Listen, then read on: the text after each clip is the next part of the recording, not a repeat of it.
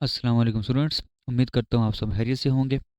आज हम second year math chapter number 1 की एक बहुत ही इम्पॉर्टेंट एग्जांपल हम सॉल्व करेंगे और इसके रिलेटेड हम 1.3 में बहुत सारे क्वेश्चंस को सॉल्व करेंगे। तो आपके पास एग्जांपल है, prove that limit theta approaches to 0 sine theta over theta is equal to 1। मतलब कि अगर साइन थीटा और थीटा लिखा हो, जो एंगल में चीज़ लिखी हो और वही चीज़ नीचे डिवाइड हो रही है और थीटा जो है वो ज़ीरो को अप्रोच कर रहा हो, तो आपकी जो लिमिट का आंसर होगा वो क्या होगा? 1 होगा। अच्छा, सबसे पहले आपने क्या करना है? सबसे पहले आपने एक यूनिट सर्कल ड्रा करना है। Draw a unit circle. अच्छा, अब यूनिट सर्कल कौन सा होता है? एक ऐसा सर्कल जिसका रेडियस 1 हो। ऐसा सर्कल जिसका रेडियस 1 हो उसको हम क्या कहते हैं? यूनिट सर्कल हम कहते हैं। अच्छा, अब आते हैं ज़रा इस डायग्राम पे। देखें, सबसे पहले जो फर्ज करें, जो इसका सर्कल का सेंटर है, इसको हम नाम दे देते हैं ओ का। ठीक है, और ये जो पॉइंट है इसको हम नाम देंगे ए का, और इस पॉइंट को हम नाम देते हैं जी बी का, और ये जो पॉइंट है इसको हम नाम देते हैं डी का, और ये आपके पास क्या होगा? सी पॉइंट होगा। और यहाँ पे जो एंगल बन रहा है इसको हम नाम देते हैं जी थीटा। मतलब एंगल जो है वो क्या है? थीटा है। अब इस डायग्राम को ज़रा समझें। अच्छा, सबसे पहले हमने क्या किया? एक यूनिट सर्कल हमने ड्रा किया। ठीक है, और एक लाइन हमने ड्रा की ओ ए, और ओ बी हमने ये एक लाइन ड्रा की। इसके बाद हमने एक नई लाइन ड्रा की ए डी। अच्छा, ये जो ए डी लाइन है वो बेसिकली यहाँ पे एंगल कौन सा बना रही होगी? 90 डिग्री का। मतलब ये जो एंगल होगा आपका, ये 90 डिग्री का एंगल होगा। अच्छा, दूसरा एक और लाइन हमने ड्रा की ए बी। ये जो लाइन है ए बी, हमने ये लाइन ड्रा की, और एक परपेंडिकुलर हमने ड्रा किया ए सी, जो कि ओ बी के क्या है? परपेंडिकुलर है। इस डायग्राम को देख के हम ये पूरा जो है वो प्रूफ हम करेंगे। अच्छा, सबसे पहले अब देखें कि अगर फर्ज करें ना, आपके पास एक सर्कल है। ठीक है, फर्ज करें ये आपके पास सर्कल है। अब सर्कल का सेक्टर क्या होता है? फर्ज करें ना, आपने यहाँ पे एक ये लाइन ड्रा की और एक ये लाइन आपने ड्रा की। ये जो एरिया होगा, ये सारा जो एरिया होगा, इसको हम क्या कहते हैं? Sector of a circle. ठीक है, ये क्या होगा? सेक्टर ऑफ ए सर्कल होगा। अब अगर देखें इसमें, ये जो आपके पास ट्राइंगल है ओ ए बी, ये आपके पास ट्राइंगल कुछ इस तरह बन रही है। ठीक है, ये ट्राइंगल इसकी बन रही है ओ ए और बी। अब देखें, ये जो ट्राइंगल है इसका जो एरिया होगा वो अगर आप डायग्राम में देखें तो सेक्टर से क्या होगा? कम होगा। ठीक है। अच्छा, सबसे कम जो एरिया होगा वो होगा ट्राइंगल ओ ए बी का। अच्छा, उससे ज़्यादा एरिया कौन सा होगा? Sector of a circle. Sector कौन सा होगा इसमें? ओ ए और बी, ये इसका क्या होगा? सेक्टर होगा। और सबसे बड़ी ट्राइंगल कौन सी होगी? ओ ए और डी। ये हमारे पास बनेगा एरिया ऑफ ट्राइंगल। ट्राइंगल कौन सी होगी? Triangle O A B. मतलब सबसे कम जो एरिया होगा वो ट्राइंगल ओ ए बी का होगा। इससे ज़्यादा एरिया जो होगा वो किसका होगा? सेक्टर होगा। और सेक्टर कौन सा है? Area of sector O A B. और इन दोनों से ज़्यादा एरिया कौन सा होगा? Area of triangle O A D. तो ये आपके पास ना एक इनइक्वालिटी बन जाएगी, और इस इनइक्वालिटी को यूज़ करके हम क्या करेंगे? ये थ्योरम हम प्रूव करेंगे। अच्छा, सबसे पहले हम एरिया फाइंड करते हैं। Area of triangle O A B. अच्छा, अब ट्राइंगल का जो एरिया होता है इसका फार्मूला होता है 1/2 बेस इंटू परपेंडिकुलर। ठीक है, बेस मल्टीप्लाई बाय परपेंडिकुलर, और हम 2 को क्या करते हैं? डिवाइड कर देते हैं। अब देखें, आपके पास ना जो ट्राइंगल है आपके पास ओ ए बी। बेस इसमें क्या है, ओ बी। यहाँ पे क्या आ जाएगा, 1/2 ओ बी का मैग्नीट्यूड आ जाएगा। अच्छा, दूसरी चीज, अब परपेंडिकुलर यहाँ पे क्या है, परपेंडिकुलर है ए सी। अब ए सी हम क्या करेंगे, हम फाइंड करेंगे। अच्छा, ये ट्राइंगल ना आपके पास बन रही है कुछ इस तरह, ओ ए और बी, ये चीज बन रही है। अब देखें इसमें जो परपेंडिकुलर है वो क्या है, ए सी। ये इसका क्या है, परपेंडिकुलर है। यहाँ पे आ जाएगा ए सी। अब हम क्या करेंगे, ओ बी और ए सी हम फाइंड करेंगे। तो देखें यहाँ पे ना एंगल क्या है, थीटा है एंगल यहाँ पे। तो साइन थीटा जो है वो बेसिकली किसके बराबर होता है, साइन थीटा बराबर होता है परपेंडिकुलर ओवर हाइपोटेन्यूज। अब देखें ये जो ट्रायंगल है ओ ए और सी, इस ट्रायंगल में देखें आपका परपेंडिकुलर क्या है, ए सी। ये क्या है, परपेंडिकुलर है। अच्छा, इसमें अब हाइपोटेन्यूज क्या है, ओ ए।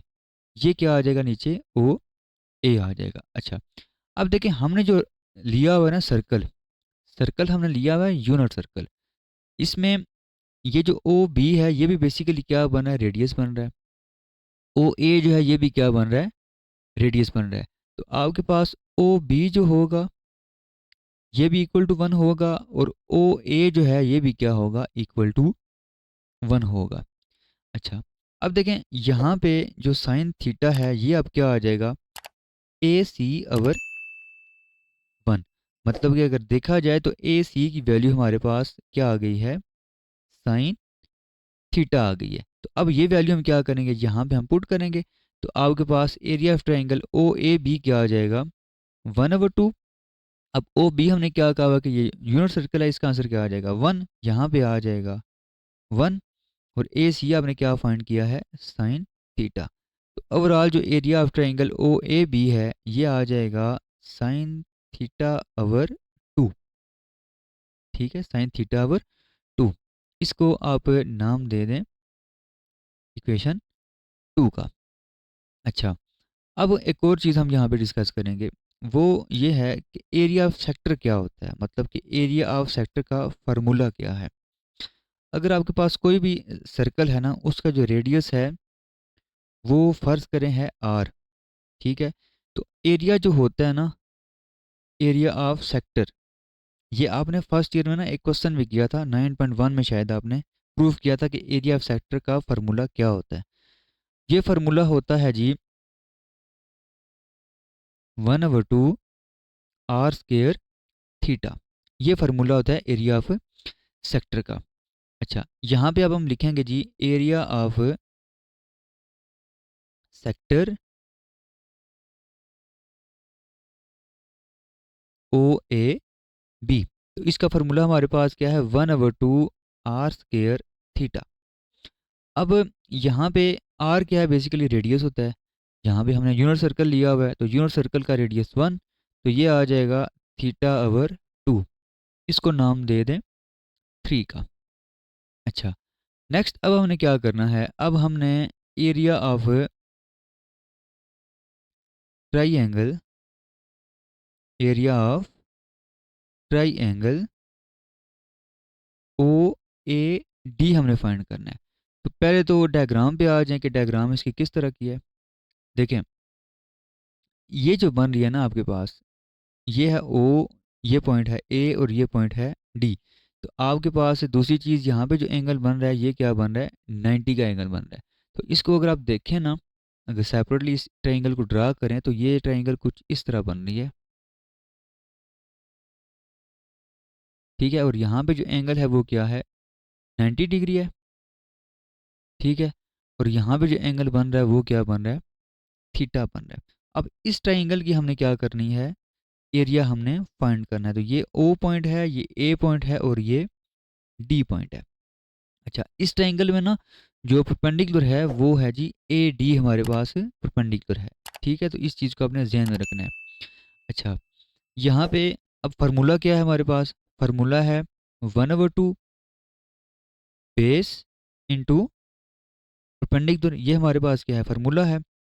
अच्छा, अब इस ये जो ट्रायंगल है इसमें बेस क्या है, देखें कोई भी आपके पास ट्रायंगल है ना, राइट ट्रायंगल है फ़र्ज़ करें, राइट ट्रायंगल है कोई भी, अब अगर एंगल आपका यहाँ पे है थीटा, तो बेस इसकी ये होगी, ठीक है?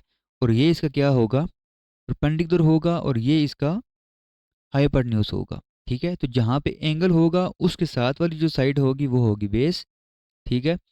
और सामने वाली साइड क्या होगी इसकी, परपेंडिकुलर होगी, ठीक है?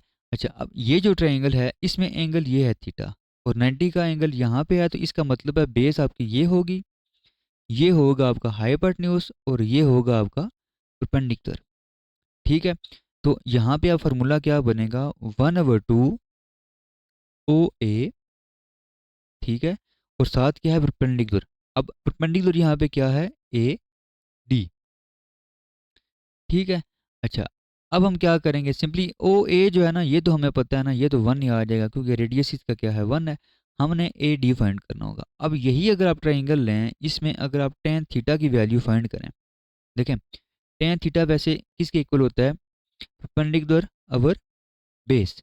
अब यहाँ पे परपेंडिकुलर अभी मैंने आपको बताया है वो क्या है, ए डी है, और बेस इसकी क्या है, ओ ए, ये इसकी क्या है जी, बेस है।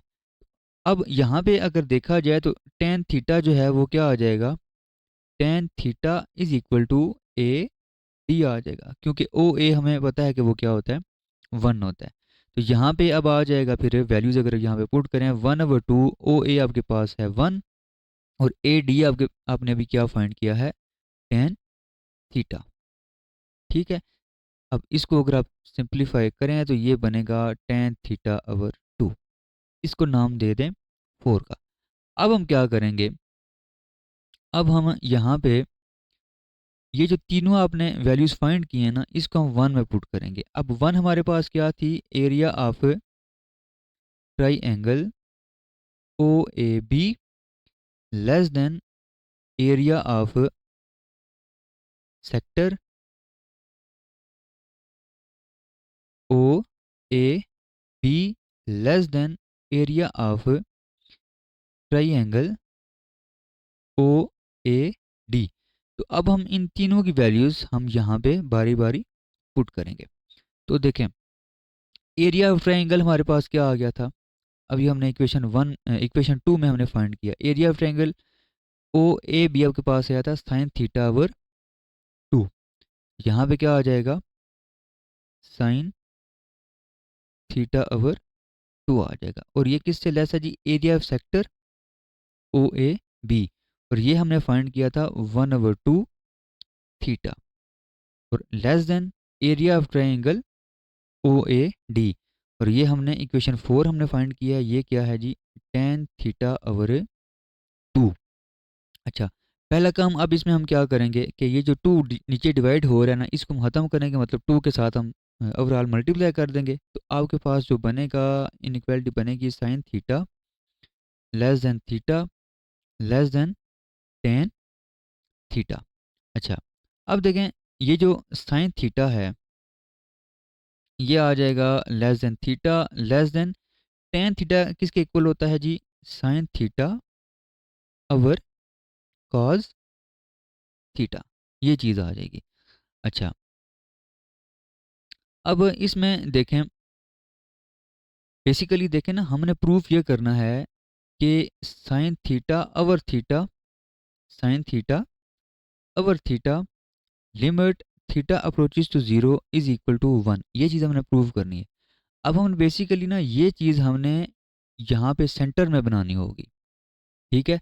तो पहले आप क्या करें, आप साइन थीटा के साथ मल्टीप्लाई कर दें, सॉरी डिवाइड कर दें साइन थीटा के साथ, ये क्या आ जाएगा, यहाँ पे आ जाएगा 1, क्योंकि sine theta over sine theta हो जाएगा कैंसिल, सिंपल 1 आ जाएगा, less than theta over sine theta आ जाएगा, लेस देन, यहाँ पे जब आप डिवाइड करेंगे तो ये साइन थीटा नोमिनेटर वाला कैंसिल हो जाएगा, सिंपल आ जाएगा 1 ओवर कॉज थीटा।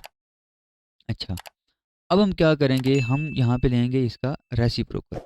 देखें, जब आप इसका रेसिप्रोकल लेंगे ना, तो ये जो इनइक्वालिटीज हैं ये हो जाएंगी चेंज, मतलब कि यहाँ पे आ जाएगा greater than sine theta over theta greater than cos theta आ जाएगा। अच्छा, ये कैसे हुआ, देखें अगर फ़र्ज़ करें ना लिखा हुआ है 2 <7 लिखा हुआ है, ठीक है? अच्छा, अब इसका अगर आप रेसिप्रोकल लेंगे तो ये होगा 1/2, ये होगा 1/7। अब इन दोनों की वैल्यूज़ जो हैं अगर आप फाइंड करें तो 1/2 की जो वैल्यू होगी ये क्या होगी, ग्रेटर होगी 1/7 से। तो जब आप इस कोई भी नंबर लिखा हुआ है आप उसका रेसिप्रोकल लेते हैं तो इनइक्वालिटी जो है वो क्या हो जाती है, चेंज हो जाती है। अच्छा, अब इसको आप दूसरे तरीके से भी लिख सकते हैं, मतलब कि इसको लिख सकते हैं cos theta less than sin theta over theta less than 1। अच्छा, अब यहाँ पे ना एक चीज़ आपने करनी है, लिमिट अप्लाई करें। Limit theta approaches to 0 cos theta less than limit theta approaches to 0 sin theta over theta less than limit theta approaches to 0 1। अब एक चीज़ ना हम यहाँ पे यूज़ करेंगे, सैंडविच थ्योरम।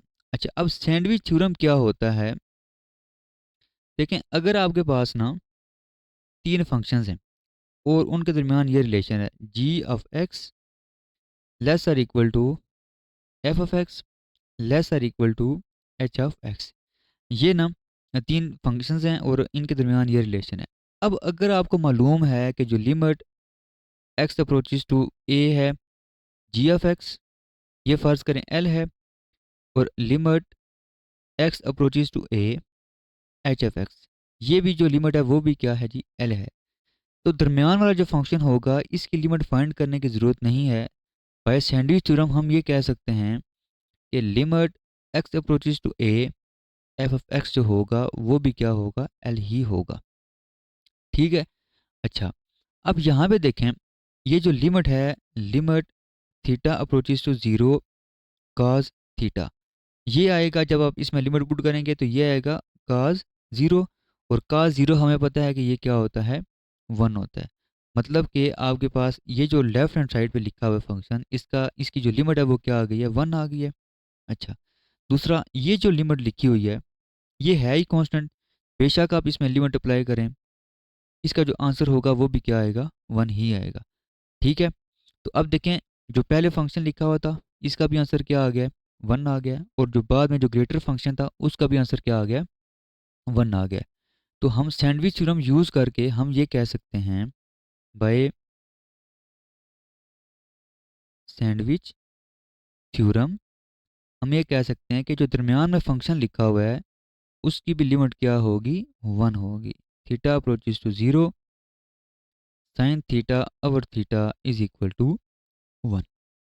तो ये हमने आज थ्योरम प्रूव कर दिया है। तो ये काफ़ी इंपॉर्टेंट थ्योरम है, इसमें अगर आपको कोई भी कन्फ्यूजन हो या कोई भी किसी भी स्टेप में कोई भी मसला हो तो आप कमेंट बॉक्स में पूछ सकते हैं। अल्लाह हाफिज़।